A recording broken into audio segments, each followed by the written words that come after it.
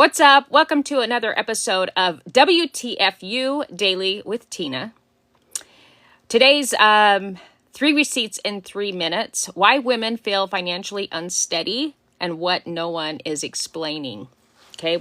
If you don't know, if you haven't come to my show before, I'm sharing 3 receipts, three things that are going on in the world that that women need to hear. All right. I believe weak women create compliant, weak kids. Okay, it's the bottom line. All right, but strong, confident women, they build children that think different, that are proactive, that don't follow systems and people. They can critically think. Okay, that's the viewpoint that I come from. I was taught really I was taught in a strong way by parents that were strong. So that's where I get my background from. All right. Women aren't confused because they're incapable. They're confused because the rules have changed quietly. Today's receipts explain why money feels harder and what women need to hear clearly right now. Receipt number 1. Credit is tightening quietly and women are the first to feel it. Let's just say you're a stay-at-home mom, or maybe you work and your bank, typical normal use that you've been doing on your credit cards is suddenly hitting an algorithm with the bank that's causing them to think, let's tighten this up. We could be at risk with this applicant. And it's real. I don't know if you've experienced that before. Put it in the comments. Have you ever had a credit line and your limit pulled away? Okay, that's real. It happens in business with credit lines. It happens with HELOCs. It happens all across the board with credit cards. And so you might thinking, I've been doing things the same way I always do. Well, banks are secretly dealing with their own issues. And so if they feel they have too much out there, they're vulnerable, they're going to tighten their leverage, their exposure with you. So all of a sudden you might get your credit line zapped. All right. So just something to be aware of. I don't know, if it's happening, if it's happened to anybody that watches this. If it has happened to you, share it so other people can know. I've seen it a lot. I spent 23 years in the banking financial industry and I saw it. So banks are tightening lending standards again, if you haven't realized that. Credit limits are being reduced without any headlines, no notification. They might send you a letter, of course. Sorry, so such and such. We've decided, due to da-da-da-da-da, they'll make up something. We've made the decision that we need to lower your credit limit from this to this. And why that's an issue, for one, your credit score is going to get screwed, because now it's going to show you have even more, you're capped, you know what I mean? It's going to show that you don't have anything available and you want to be at 30% of your limit, your credit card revolving limit or under, right? And so now you're going to be over that. So your credit score is going to show you're more leveraged. And it looks like you don't know how to manage your credit card debt. And then the other thing it's going to do is we've got women that are living on their credit cards because pay is not enough. People are not paying in line with how inflation has taken place, right? I talked about that yesterday. So because of that, people are living on HELOCs, their home line of, their line of credits. They're living on, buy here, pay here. They're paying off one credit card with a 0% interest. And then they've got, then they roll it over to a new one to get 0%. And it's this snowball effect. At some point, I can tell you from personal experience, it catches up with you. Okay. Even if you're in the beginning of that. Interest rates on everyday credit remain high, even as inflation headlines soften. So women are to feel it first because that's how they manage their day-to-day cash flow, from groceries, childcare, medical expenses, household emergencies. There's things that if you live in Utah, we're very we like to look good, you know? And so women are secretly paying for Botox. They're putting it on several credit cards, trying to keep it from the husband. They're juggling things around so it doesn't like bring a red flag to their husband going, you spent what on what? So that is real.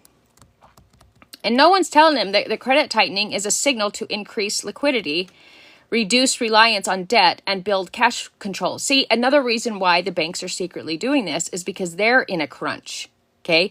So they don't have as much, they lend on deposits. Well, when their deposits drop, they don't have money to lend out, okay? So that's why the credit cards can cause some, why they're pulling back. And there are credit card companies, and that's what they specifically do. But a lot, I would say maybe more of it comes from when you get a credit card with your bank or a HELOC with your bank. They are starting to feel the pinch, and they don't want to announce it because they'll have a bank run. So they're quietly trying to manage everything, and they'll do that by taking back some of their exposure. And you, with your credit lines, are exposure. So that's real. When credit gets quiet, preparation gets loud. Receipt number 2, work is shifted faster than women are being trained. So what's happening right now? We all know that AI and automation are changing white collar and service roles across the board. Amazon has let go a gazillion people. Google, every business can get rid of a lot of their staff. That's why it's important to build relationships. And there's other opportunities out there that AI can't do. It actually needs your hands and you shaking other hands. You know what I mean? So service type work is the best, learn new skills there.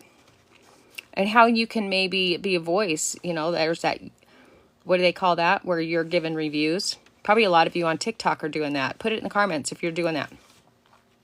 Is it UCG or UG something? I can't remember what it's called. Job security is weakening even when employment numbers look fine. They may say things that, everything's great over here. Job security is not always there. I left the banking industry because I knew what was coming. Because I started in banking when there were lines out the door for people to deposit their checks. People came in, they talked to me, they sat at my desk for hours just to learn what's going on in the world, to see what's available, to buy a car, they came in person. Well, over time, I could see changes happening. And I said, you guys, I was telling the staffs, you guys, no one's coming in. It's like crickets in here. Do you guys see what's happening? Like the jobs are going to be eliminated. People can go to an ATM and get a cashier's check.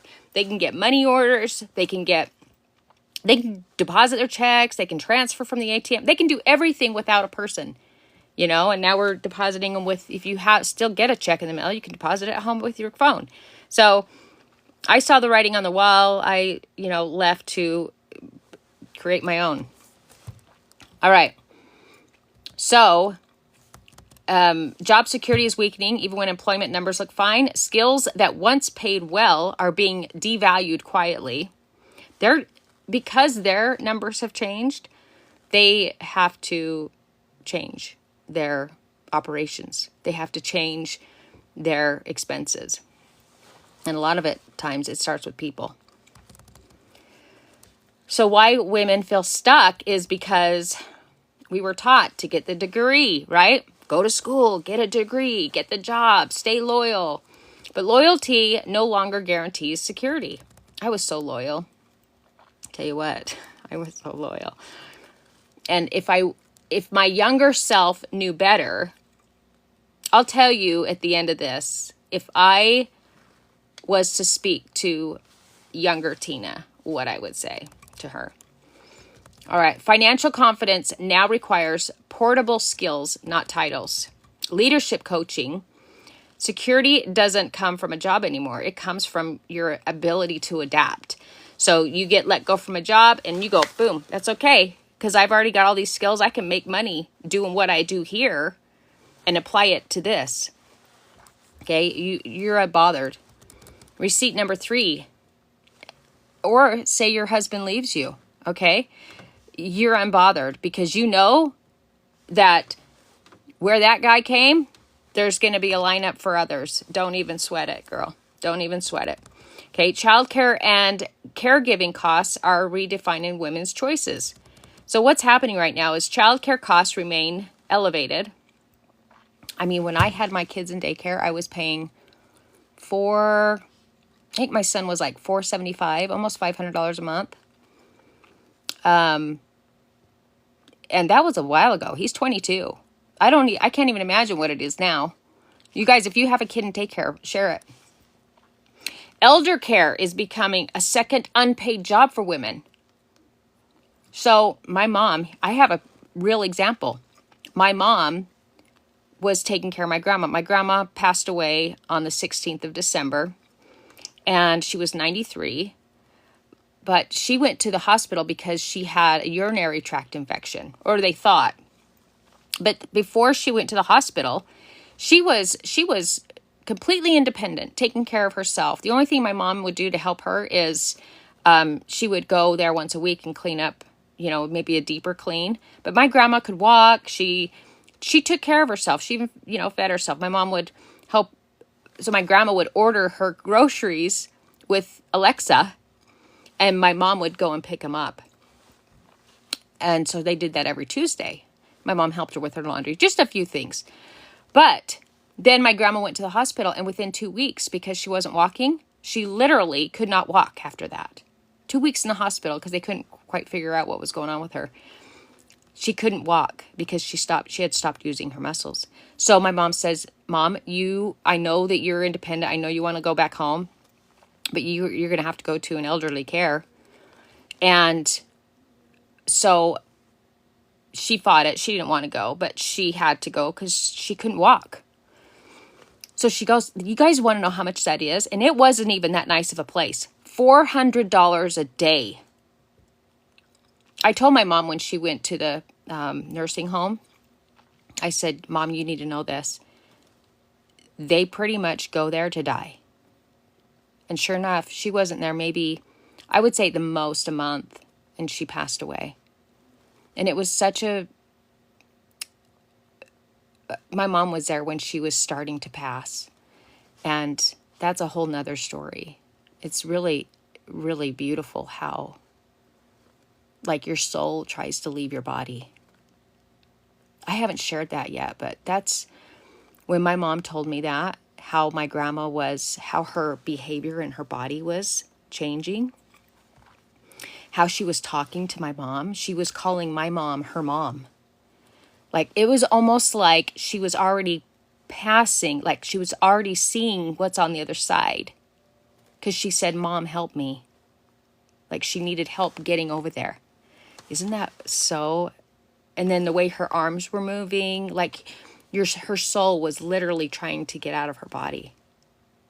It just gives me, and then I had a dream about her that she was dancing in the yard, and just living her best life. So I just believe in it, an afterlife. I just believe that our spirit goes on. I don't know if any of you needed to hear that today, but anyway, I just have so much peace knowing all this. But anyway, let me get back to this. So elderly care becomes a second unpaid job for women. Maybe they're taking care of their parents. Many women are forced into choices that aren't really choices at all. It's like, I wouldn't make this choice, but I have to do it because I don't have any other option. No one talks about this, honestly, and I talked to my mom about this like 3 years ago. I said, Mom, what's your plan when grandma gets older and she has to go to a nursing home? And they started asking my mom for money. They said to her, who's paying this bill? This is $400 a day. My mom was like, I don't know. I don't have the money, but they were pressuring her to pay it. And my mom was trying to help get the paperwork done to get her approved through Medicaid. And I don't even know if it ended up going through. I don't know the status on that, so I can't speak on it. But That's a real thing. And that wasn't even the nicest of places. $400 a day. Think about how that adds up. What is that a month? Okay. Society that relies on women's unpaid labor while ignoring its cost will always keep women financially strained. That was a really stressful time for my mom, and she's probably dealing with some aftermath stress because she's got to figure out. I think she's going to put my grandma's house up for sale, and maybe the proceeds will pay for that. I don't know if they got the Medicaid thing figured out before she passed. Yeah, a lot of things, that need to be figured out there. When women's labor, I just said this. When women's labor is invisible, their financial confidence erodes. No, this is true. I didn't share that. When women's labor is invisible, when no one can see what we actually do, right? Their financial confidence erodes. When people can't see, or maybe a boss or, a potential business partner, when our labor is invisible, no one can see you. No one knows the value you bring. Over time, it can erode your financial confidence. That's real. No one talks about that. Women don't need more motivation. If there's motivational quotes out there, motivational posts, you know what? I think women are over that. I don't know. Tell me what you think in the comments. I think women really need more information, skill, and clarity. Would you agree? Don't give me motivation. Tell me what I can do. Tell me what's going on in the world and tell me how to solve this, protect my kids. So what's changing isn't your ability, it's the environment. Confidence comes from understanding the game you're in and playing it wisely. Right, ladies? This is what WTFU, which stands for, wake the It's not. I took out the FUCK and put families. Wake the families up, all right? I was going to share with you what I would tell my 20-year-old self or a younger version of myself that I was never taught. There's so many things, to be honest with you. But one thing that I spent too much time on is, there's a few things actually. Okay. Thinking I could change a man. I stayed with some men. I stayed with one guy in particular for 4 years, and he smoked weed and he was a drinker and he drove my car. Like he wasn't a leader. He seemed masculine to me. You know what I mean? Like he was hot. He was like an athlete. He was, a top baseball player, and I just saw him as this like hottie, right? But behind the scenes, and I believe he had a big heart. So I was like, he has a good heart. I just need to help him know that he can do bigger things. That was my mindset. Maybe I can change him. When, he was a big weed piehead, and he spent, to be honest with you guys, it took me 4 years. I spent 4 years with this guy thinking I could change him. That was a waste of my time. All right. So I would tell my younger self, you can't change anyone. They have to want to change themselves. Another thing I would tell my younger self is that your network is your net worth. Find people that are uber successful, that have figured things out before you, that are ahead of you, and get in those circles. Because it's true, your network is your net worth. So you got to find those bigger tables to get at. I would also tell myself that W-2 income. I spent 23 years as a W-2 employee. And I was the top producer and didn't get compensated for that. In fact, even my salary was less than my peers, even though I was outperforming them. So I would say I wish I would have known better, that I should have got into a commission type position. a commission type position where there was no cap, you know, it was unlimited. Because if I would have been in that position where it was unlimited, I would have made I mean, I would have been crushing it in a huge way. But I loved my job. I loved just helping people. I loved my, you know, I had vendors, you know, but they were like more my partners. I had these great relationships that without them, I wouldn't have been a top producer. And so you can't get anywhere without other people. And so I would say, find yourself a commission job. Find successful people that are ahead of you and get in those circles, because your network is your net worth. And you can't change anyone. And you know what? Honestly, I sampled drugs. I never got addicted to drugs. I did spend some time, you know, going to bars and drinking, you know, with girlfriends and stuff. But it never held, I don't believe it really held me back. Maybe it did. I would have got fit sooner too. I would have like started working on myself and believing that I have value and that it's not selfish to get to the gym and take care of myself first. So health is a huge part too. I would have, because I was overweight and didn't value food like I do now, and real food, right? I didn't understand. I would understand, you know, how food is like medicine and that we need our muscle. I would have started building muscle sooner, because I didn't start lifting weights until my 40s, and that made a big difference. You know, because you lose those cells that create your youth and build, you know. I just wish I would have started building muscle sooner. I would have had tighter skin. But then when I lost all the weight, I lost that elasticity. So I would have done that. But maybe there's some others, but those are some big ones. Because I was a great mom to my daughter. I gave her so much more than I could have, especially with what I had. I was a teen mom. So I did a great job, but there is some things that stand out to me. Your network is your net worth. I didn't really truly understand that the way I understand it today. Didn't understand how valuable a commission job would have been. I always think, and that the way I was successful is thinking outside the box. Like they taught, just do this. And I was like, that's not working. I got creative and did different things different than my peers. So, you know, I was quick to understand those things, but I wish I would have had a commission job rather than W-2, because I would have crushed it. I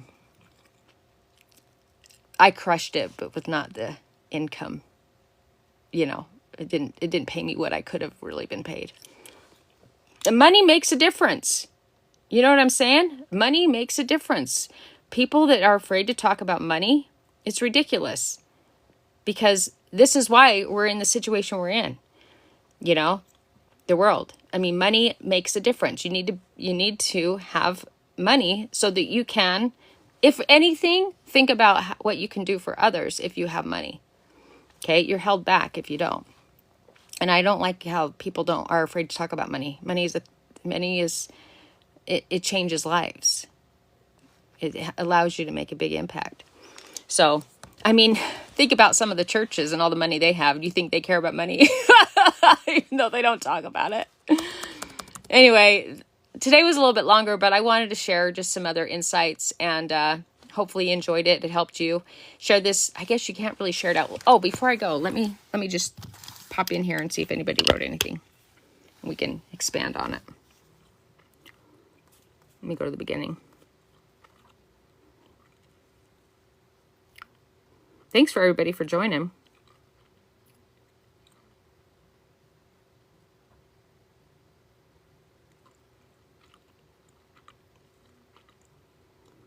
Oh, it looks like we don't have any responses.